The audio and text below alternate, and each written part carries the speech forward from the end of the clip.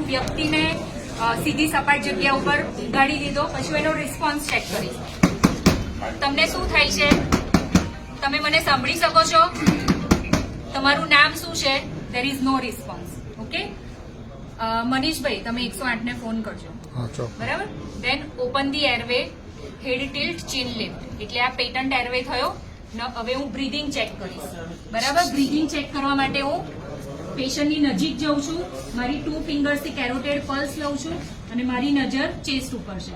Okay, કશું જ છે નથી, એટલે મને પલ્સ બી નથી આવતી, ફીલ બી નથી થતું. Now I have to perform the chest compression. Okay, છાતીની બરાબર મધ્યમાં, ડોમિનન્ટ હેન્ડ નીચે, એની ઉપર બીજો હાથ જે છે ઇન્ટરલોક કરીને ઉપર કરીશું. દેન આઈ હેવ ટુ સ્ટાર્ટ. 1 2 3 4 5 6 7 8 26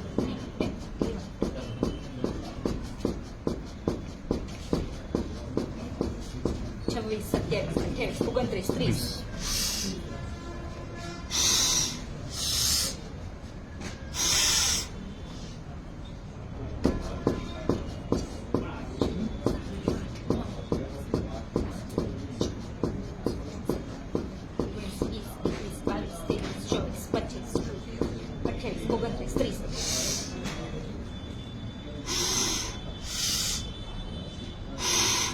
તો આ રીતે તમારે કન્ટિન્યુઅસ કરવાનું રહેશે. સી, આમાં 2-3 વસ્તુ ધ્યાન રાખવી જરૂરી છે કે તમે, હું આમ બેસીને આપીશ આમાં તો ના થાય. You have to tilt on the patient. આમાં તમારો ખભો અને પેશન્ટની છાતી એક સમાંતર લાઈનમાં આવી જોઈએ. બીજું ઇમ્પોર્ટન્ટ વસ્તુ, જ્યારે તમે પ્રેશર આપો છો, કોણીમાંથી હાથ વળવા જોઈએ નહીં, otherwise the pressure will be distributed. હું આમ આપીશ તો એ નહીં થાય. ઓકે, એટલે તમારે આમ સીધું જ આપવાનું છે. અને અનધર ઇમ્પોર્ટન્ટ થિંગ કે તમારે પ્રોપર ચેસ્ટનું લોકેશન આઈડેન્ટિફાઈ કરવાનું. ઘણી વખત જો તમે પેટના ભાગે આપો, છાતીના ઉપરના ભાગમાં આપો તો એની કોઈ ઇફેક્ટ આવશે નહીં. Okay, so that's how you have two repeat until the medical services is there.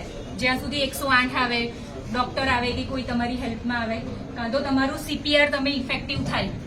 CPRના કારણે CPRની 2 સાયકલ, એટલે કે તમે 2 મિનિટ સુધી કમ્પ્લીટ કરી અને પેશન્ટમાં કોઈ સાઇન આવે, 2 સાયકલ કમ્પ્લીટ કરો એટલે તમારે કેરોટેડ પલ્સ લેવાની. જો પલ્સ આવી હોય, શ્વાસોશ્વાસની પ્રક્રિયા ચાલુ થાય, દેન યુ કેન સ્ટોપ અને પછી તમારે રિકવરી પોઝિશન આપવાની. ક્લિયર?